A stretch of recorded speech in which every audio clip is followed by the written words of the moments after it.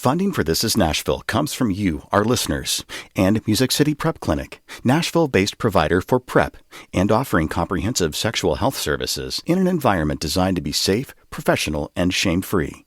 Learn more at musiccityprep.org. I'm Khalil A. Colonna, and this is Nashville. Heritage, legacy, spirit. Those are some of the themes behind a new production that is soon to make its world premiere right here at the Nashville Symphony.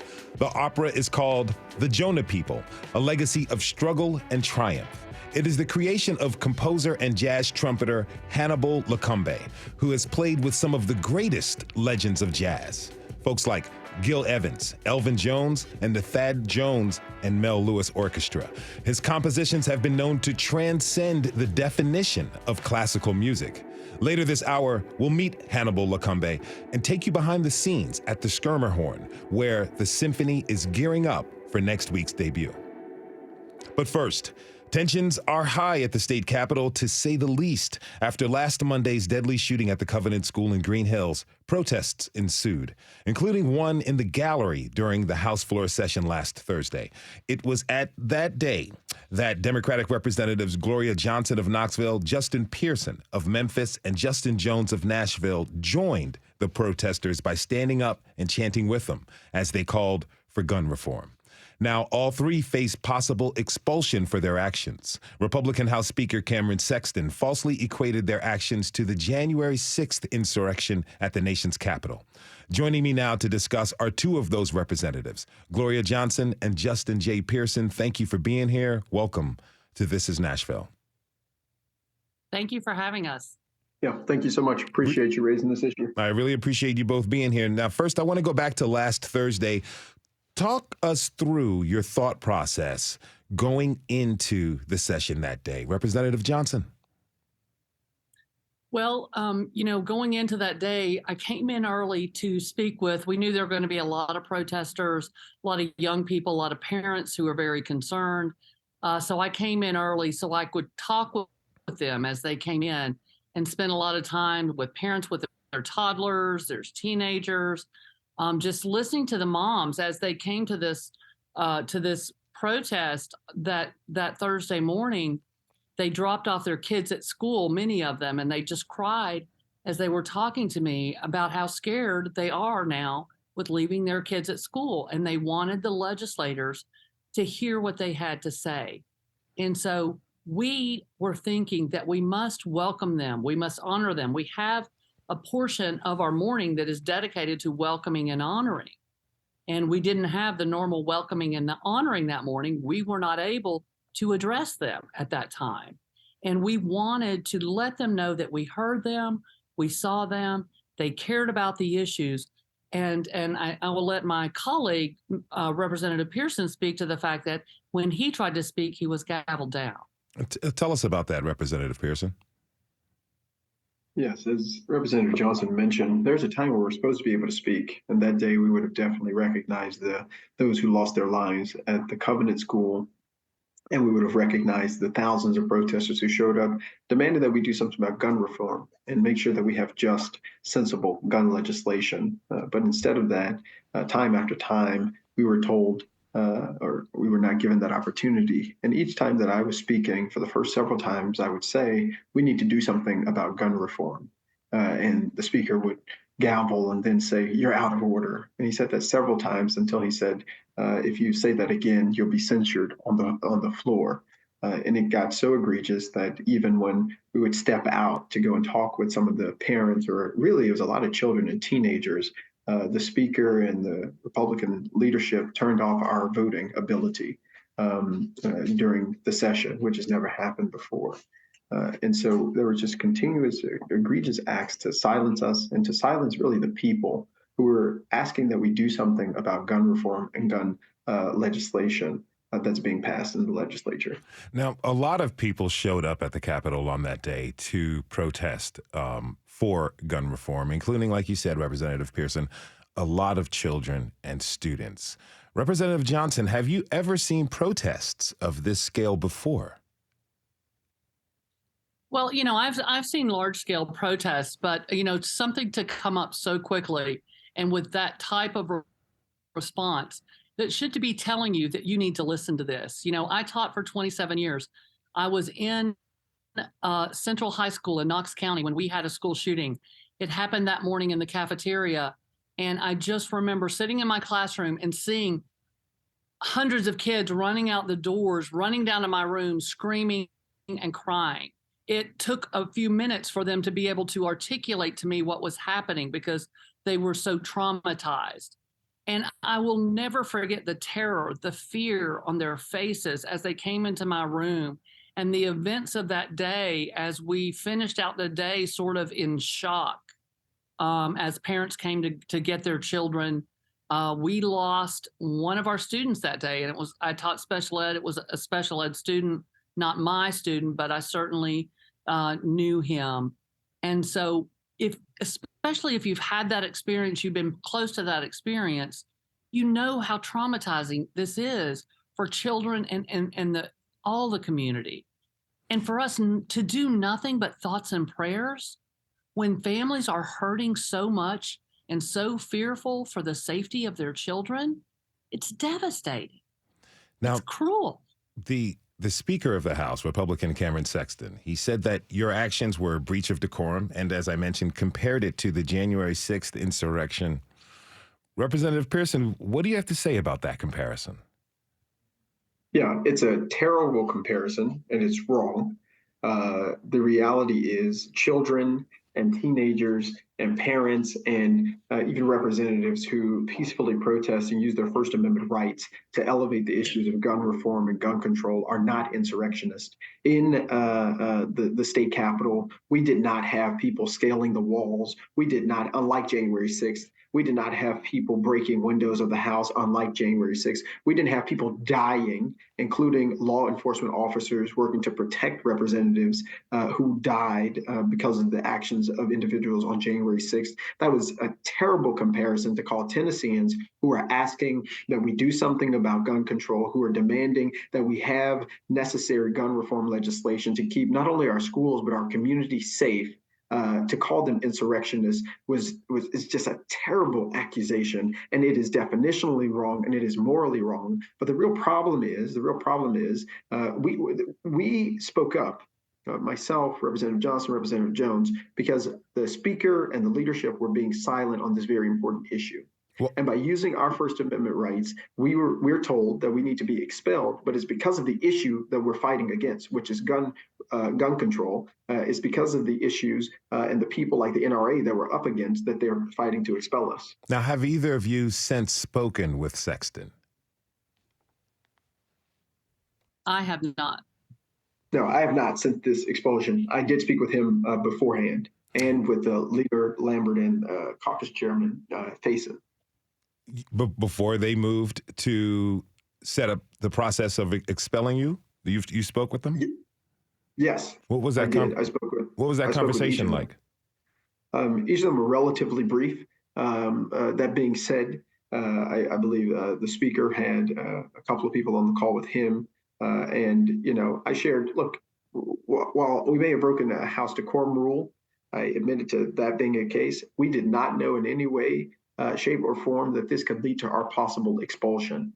And the reality is the last two people who were expelled from the State House in recent memory, one had committed sexual assault 22 times, and the other committed the crime of bribery as an elected official.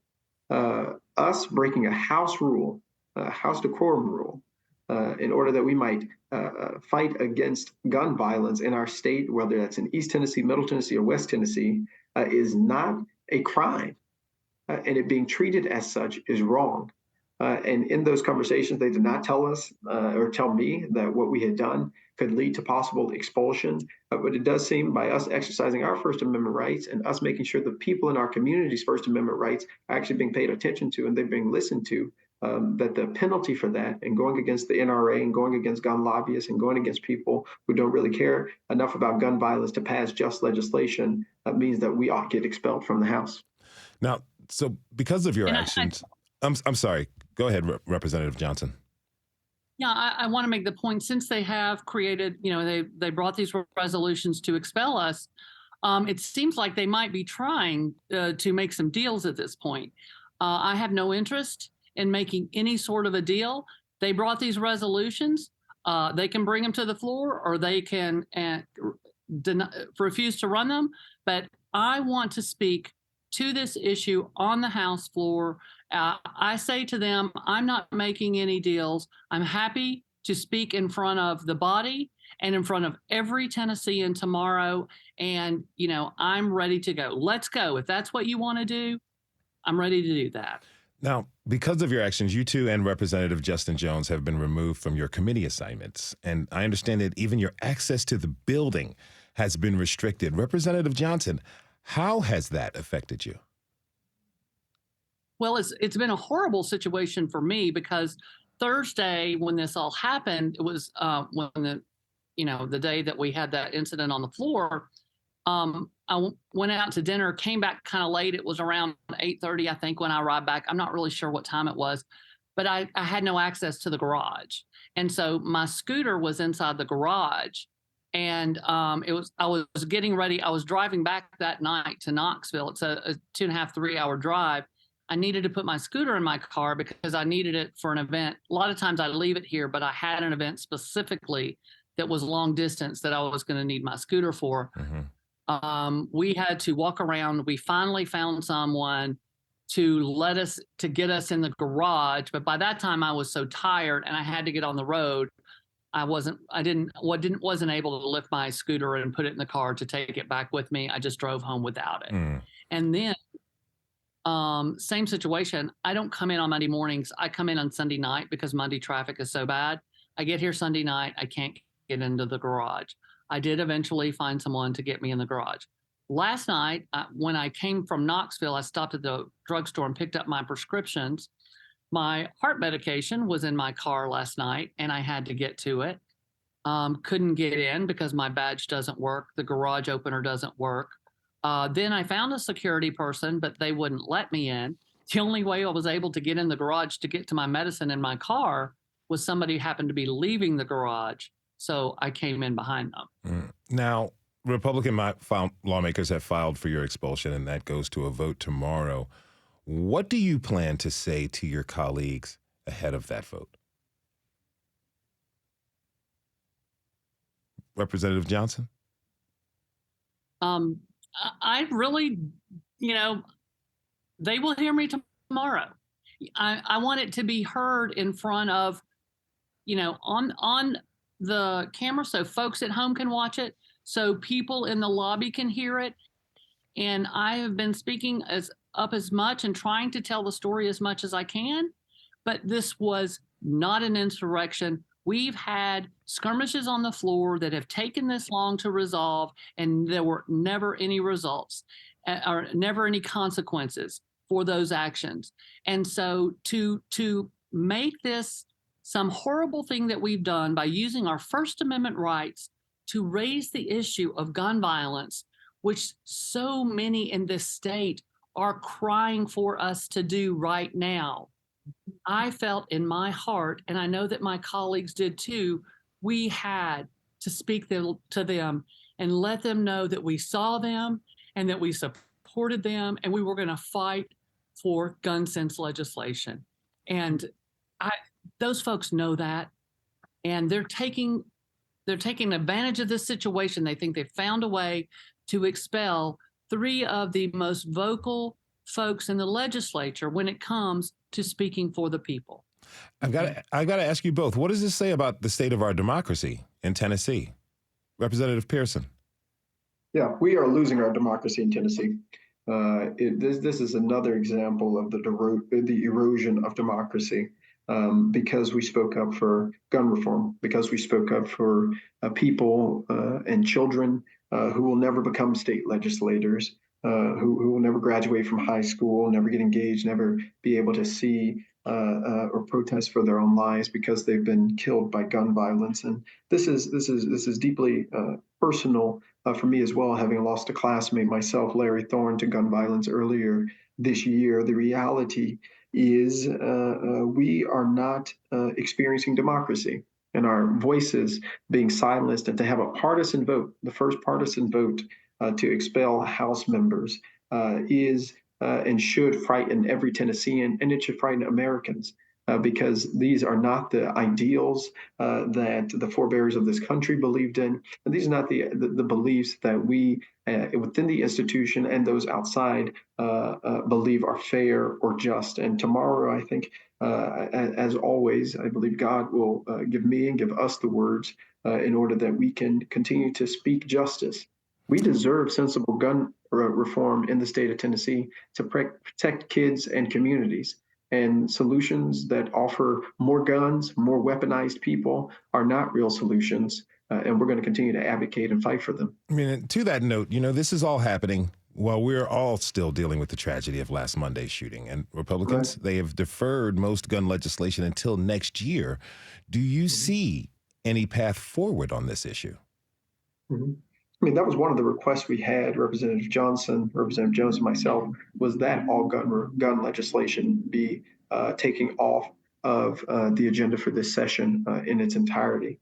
The other things that we need to see is not just the removal of those very bad pieces of legislation, such as lowering the age to carry a weapon to 18 and things like that, but we need to see real legislation, such as red flag laws, put into place and put into practice while people are still in session. Session is still going on for at least another month, and work to create just legislation, not just not pass bad legislation until next year, is something that we should see as well.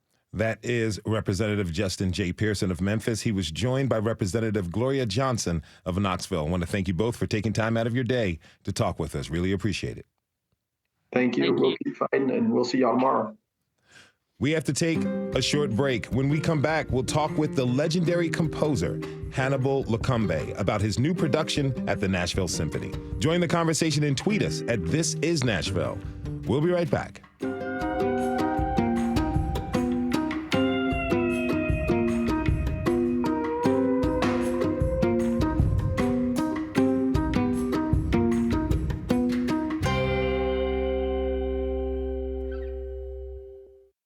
Funding for This Is Nashville comes from you, our listeners, and Music City Prep Clinic, Nashville-based provider for PrEP, and offering comprehensive sexual health services in an environment designed to be safe, professional, and shame-free.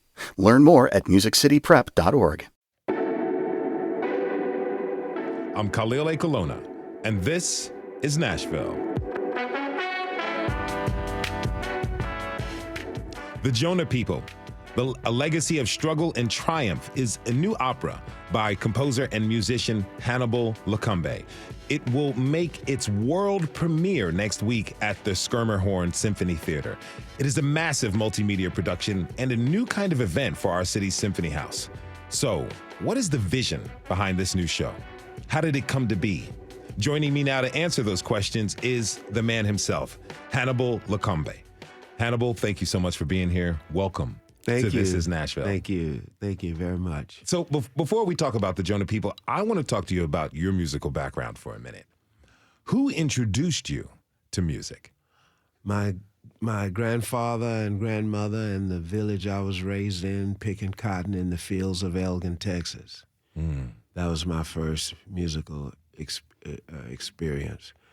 But prior to that, growing up on the farm, listening to the wind, the rivers, the trees, wind in the trees. So nature is the source of it, but the human source was hearing my people sing blues and sing in the cotton fields.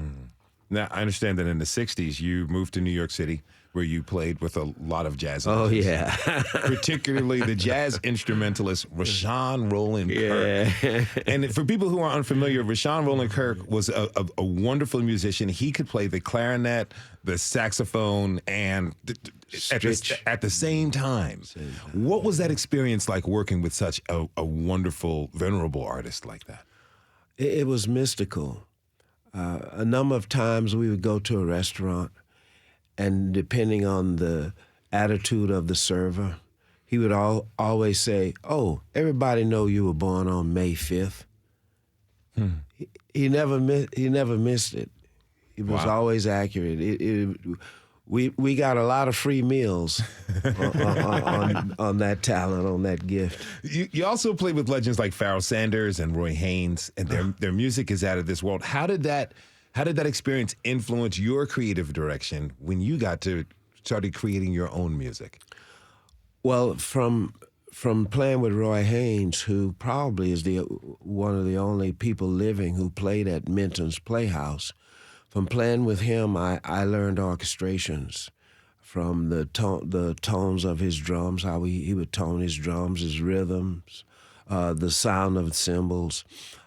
There's a part in the opera where when the lady is crawling on her belly, trying to get to the man who bought her to save her children, and Roy had a technique where he would scratch the snare under the drum, go like. So I use that technique in this opera. Okay.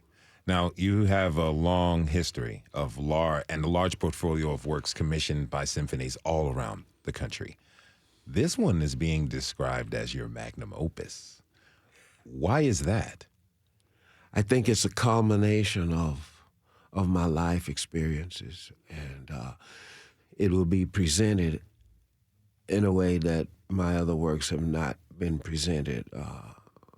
Lighting designer, clothing designer, actors, actresses, sets, extraordinary set. The set is of the womb of a slave ship. Mm-hmm. Everything takes place in the womb of this slave ship because, for my mind, those and the descendants of those who came from the slave ship are who I call the Jonah People. Those are the Charlie Parkers, the James Baldwins, Ma Rainey's, Louis Armstrongs. Mm-hmm. We came from that experience. So the set designer, young, brilliant set designer, designed the whole set as a slave ship, sails, these huge sails. It's breathtaking. That alone would be worth coming to see. Now, there's a saying you're known for. Come as you are, leave transformed. Tell me more about why you say that. Well, that's my prayer. That's my prayer. That's why I do this work, to show us parts of ourselves we never knew, especially the parts of ourselves that has to do with our divinity. That's heavy. It's beautiful. I think a lot of humans. I think the human phenomenon is quite extraordinary, and I hate to see so much of it wasted because people don't come to realize just how divine life is, and that the potential of life can be.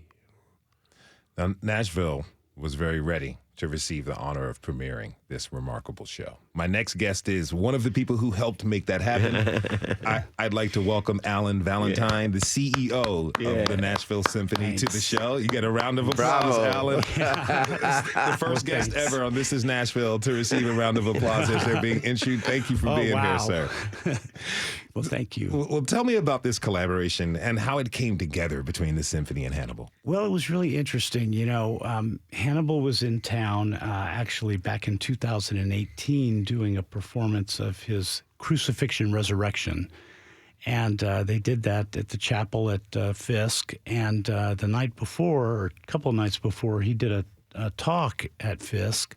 And I attended and hooked up with Hannibal. We'd met each other. We had dinner, I don't know if you remember, in the Art Museum in Detroit one night. Remember that?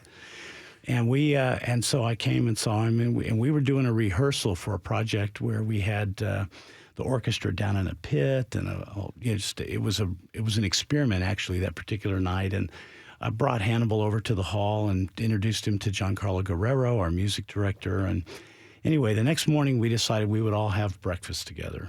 And Hannibal sat down And he started telling us about this idea he had for this work called the Jonah People. And he was so unbelievably passionate. I mean, you just heard what he had to say in this very short part of this interview so far.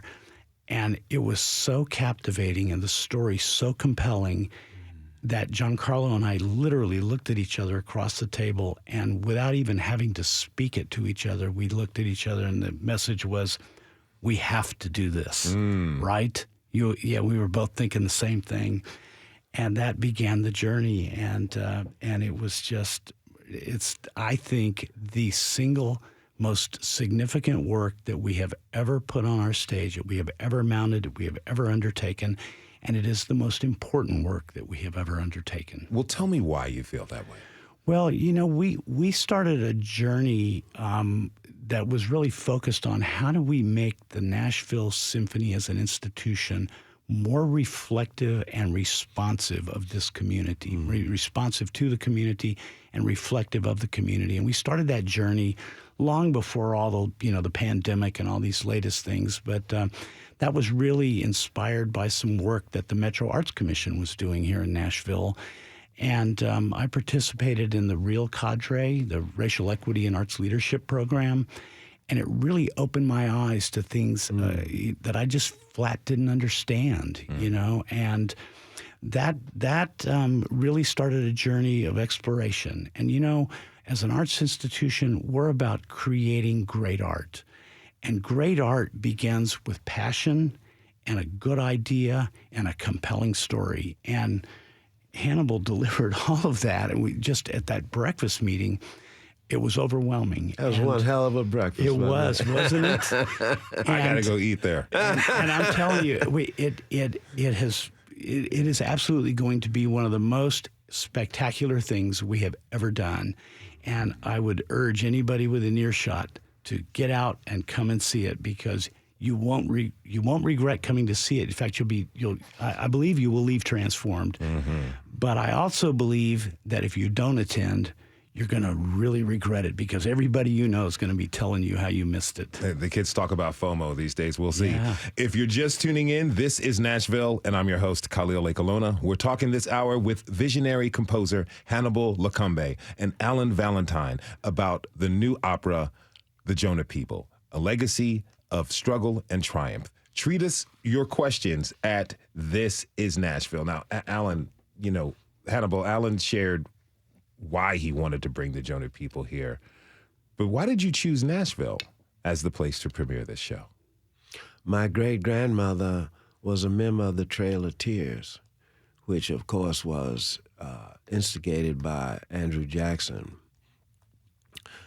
She's my spirit guide and gave me the name Lokumbe in a series of dreams. So this place is very important for me for many reasons, that one included. Also, the westernmost southern part of it joins to Mississippi, where the great Fannie Lou Hamer did work that impacted my life, and Medgar Evers too. I wrote a string quartet called Fannie Lou Hamer in her honor. I wrote an orchestral work called God, Mississippi, and a Man Called Evers in honor of Medgar Evers' life. So this is the place. There could not be a more perfect place, geographically and spiritually, than Nashville, Tennessee, where Dr. King came to learn how to protest, how to be free, how to help our people be free. It's very special. Alan, talk to me about what makes the Nashville Symphony special, and how, in the community and the core members of the people who support it. Well, one of the things that I think really makes the Nashville Symphony special is that we have had a commitment for a long time now, goes way back to Kenneth Skirmahorn's tenure, to contemporary American music by contemporary American composers. And it has built a reputation for us around the globe. It's earned us Grammy Awards and Grammy nominations. And that commitment, really fits in with what Nashville's all about as Music City. If you think about Nashville as a city where lots of uniquely American music is created, recorded, performed and promoted to the world. To have the symphony following in that same vein in our own genre, first of all, is really important. It's valued by this community. Creativity, after all, an arts institution sort of has a choice. You either become a museum that's looking backwards all the time and looking, excuse me, in the rearview mirror, or you become an institution that's always looking forward to the future and thinking about creativity and innovation. And it's critical. And I think Nashville is a unique community because it values that highly. And as an institution, you know, we've had a long history of putting together projects that are bold and daring. But this may be the biggest, and it's not maybe, this is the biggest project, single biggest project we've ever undertaken. And it's, again, one of the most important projects we've ever undertaken. This is the largest project in the history of the Nashville Symphony. Yes. So how can this experience and this project, how can it create new generations of fans for the Nashville Symphony? Well, I believe that this project and this experience it's already created lots of new friends for the orchestra. It's really, I think, going to be a moment where lots of other parts of our community that don't realize that the Nashville Symphony truly belongs to all of them are going to realize that it does. You know, it's going to be a kind of an eye-opening experience, I think, for a lot of people in our community. And our commitment is unwavering. I mean, we are, you know, I have a personal, passionate belief that if symphony orchestras today don't transform themselves and become institutions that truly serve their communities in a meaningful way, and by communities, I mean the entire community, we're going to be relegated to the scrap heap of history. Well, that's definitely not in the plans for the Nashville Symphony. Alan Valentine is the CEO at the Nashville Symphony, which will be presenting the world premiere of the Jonah People, a legacy of struggle and triumph on April 13th. Alan, thank you so much for being with us. Now, composer and musician Hannibal Lokumbe will stick with us through the break, but when we come back, we'll take you behind the scenes of the Jonah People and meet one of the principal cast members of the show. If you have a question for Hannibal Lokumbe, please tweet us at This Is Nashville. Hannibal, will you do us the honor of playing us out real quick? Sure will. Awesome.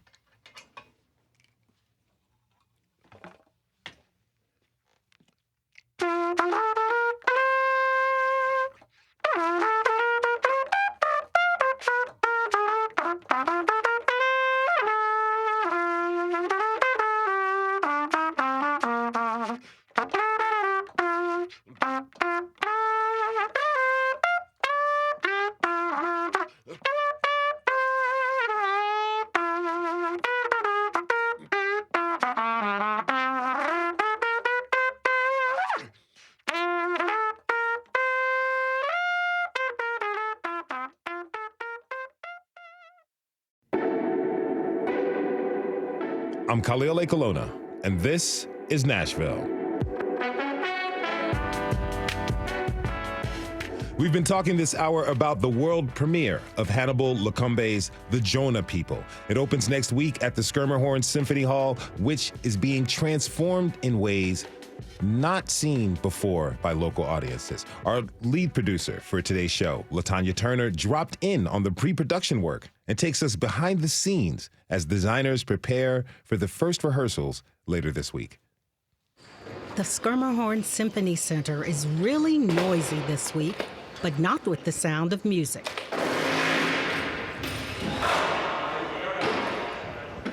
Power tools, hydraulics, sewing machines. These are the sounds of staging for The Jonah People, a legacy of struggle and triumph. It's an opera by world-renowned composer and jazz musician Hannibal Lokumbe. And in just a few days, Nashville will host its world premiere. The massive multimedia production requires 50-plus builders, technicians, stagehands, projectionists, and costumers to transform the Symphony Hall into an immersive experience that includes a huge slave ship. The set and scenic design was created by Sean Motley. Very challenging timeline. Usually I have over a year to design a set. I had 2 months. Yeah. I'm going to be tweaking things on set on this one. You seem very relaxed. Sean sits in the center of the huge concert hall with his computer open to digital drawings of the set, while he observes and sometimes quietly walks into the workspace to give guidance. We've just been collaborating between myself, Miko, who's a projection designer, Kelly, who's a lighting designer, just trying to stay on the same page, managing expectations, and also making sure we get the best product for Hannibal to put on stage. I think we're getting close to that. We'll have to pull out all the stands and it goes. When I first read the libretto, I was like, it was moving, and I was like, wow. I was like, I was terrified. I was like, how do I put this on stage? But I also was very happy about finally a story that hasn't been told is being told. And the way he's doing with music and movement. That movement is dictating a lot of the design elements, including what the performers will wear. Costume designer Christelle Matu says audiences should not have preconceived ideas. I'm not trying to be exactly period accurate. It's more to capture that era through symbolism.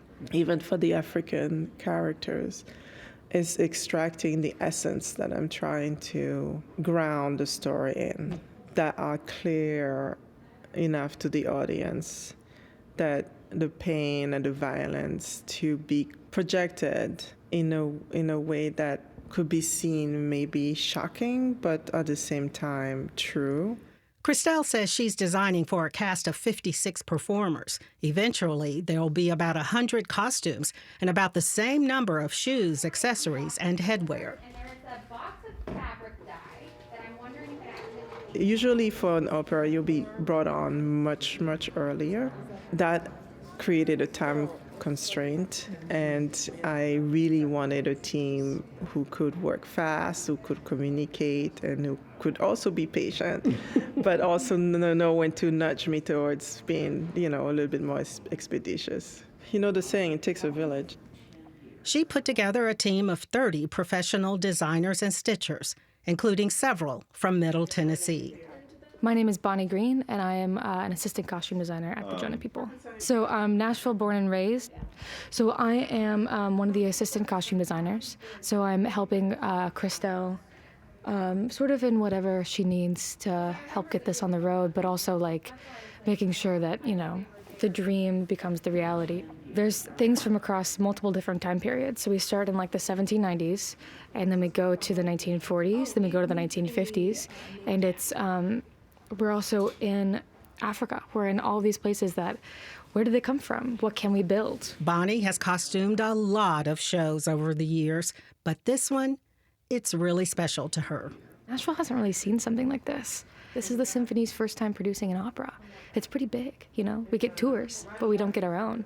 This show is going to be impactful. It's made to be impactful. So I think that everybody will walk away with a gut feeling with with a lot of things to think about and a lot of things to process. The production is also a sort of spiritual process for some of the designers who are themselves descended from enslaved Africans, including those whose ancestors did not land in America.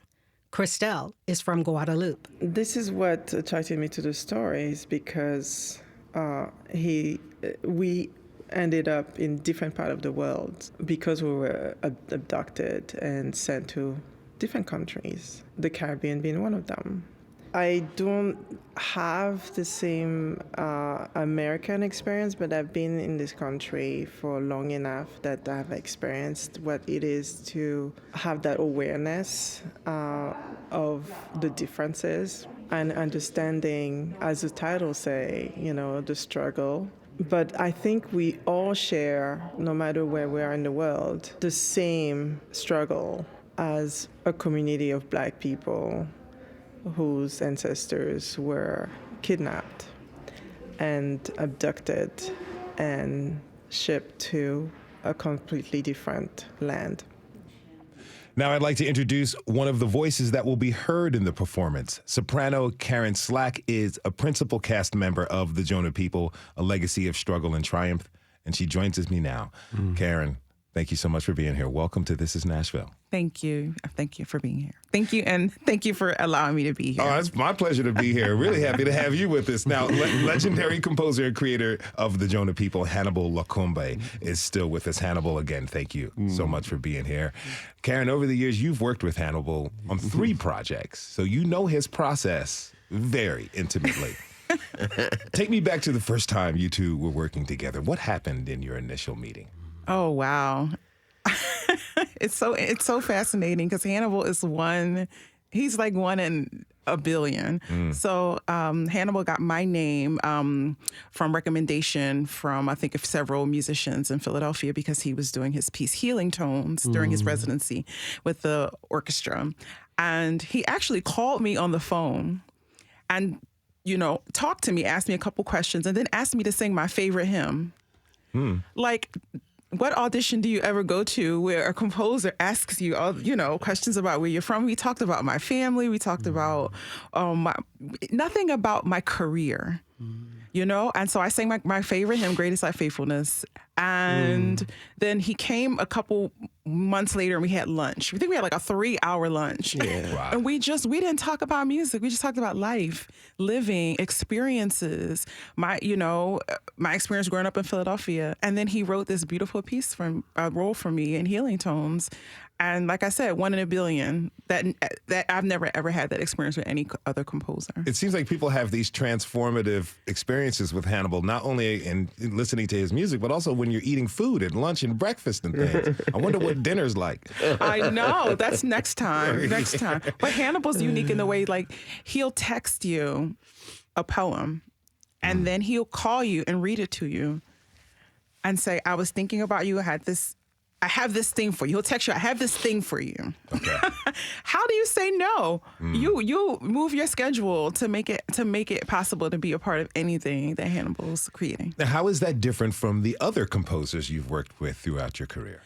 Well, out of the living composers, I mean, of course, everything goes through an opera company and, an artistic administrator who puts your name forward, or a composer who really, has you in mind for something. Most times you have to audition. Interesting. My other spirit in this new world of music is also Terrence Blanchard. I've worked with Terrence quite a bit in his opera. And just like Hannibal, in a way, I have to say the jazz men, they get me versus the classical guys. I always have to work much harder on the classical world, but when the jazz men, the gentlemen, are writing things for me, it's more so about me, who I am as a human. They write from the inside out versus on listening to 5 recordings of me singing and then writing something.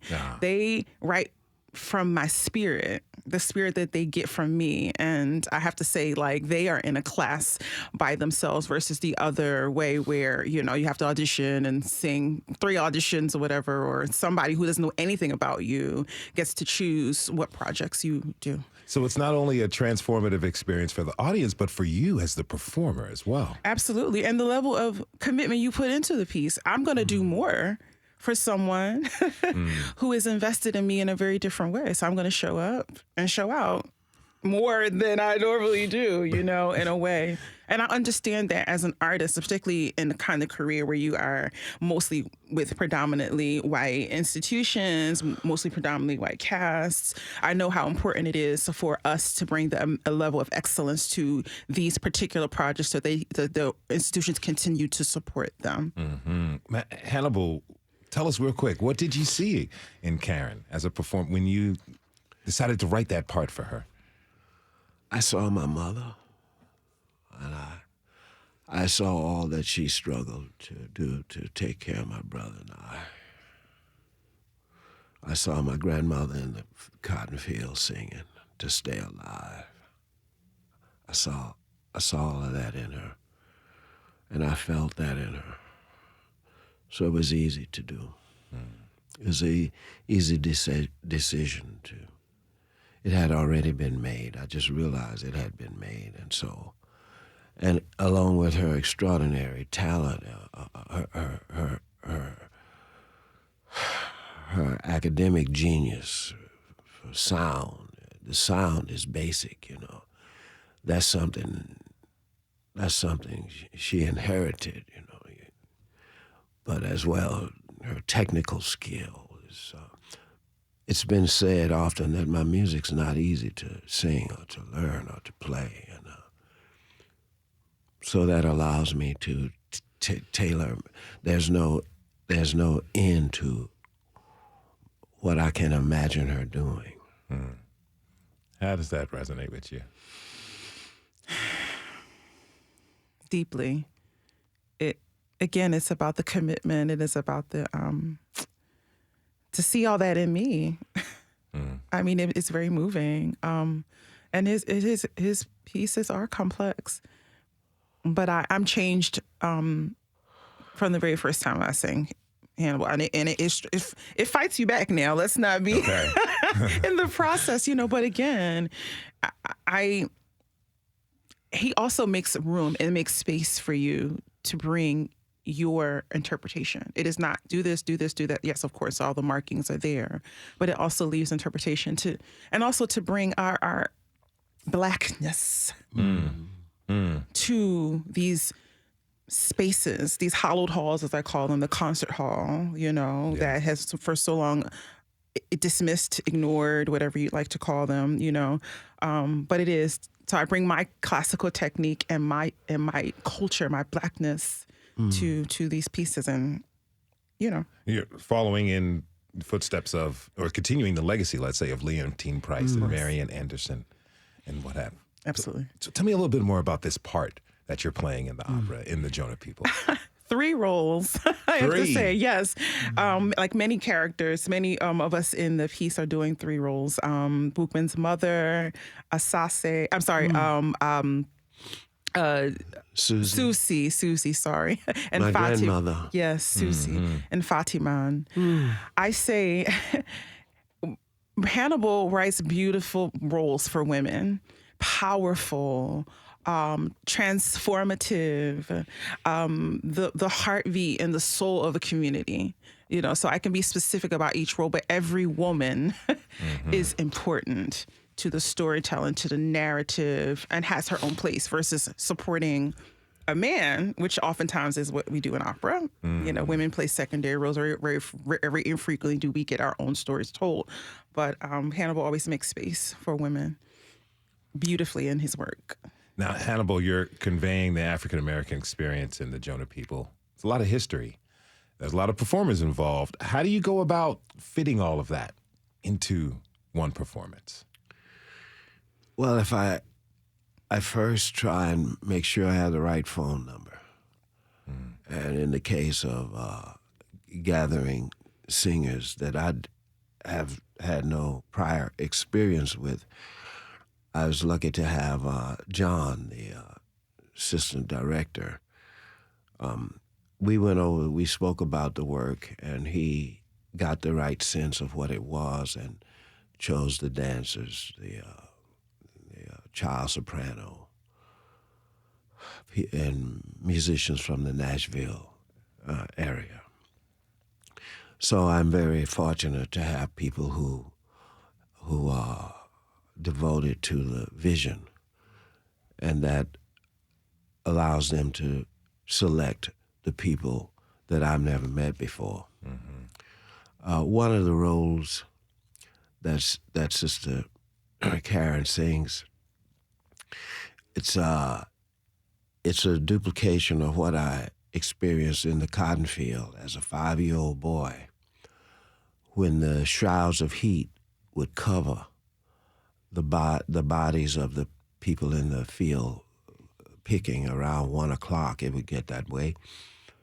And I saw the music give them the power to endure the intensity of the sun.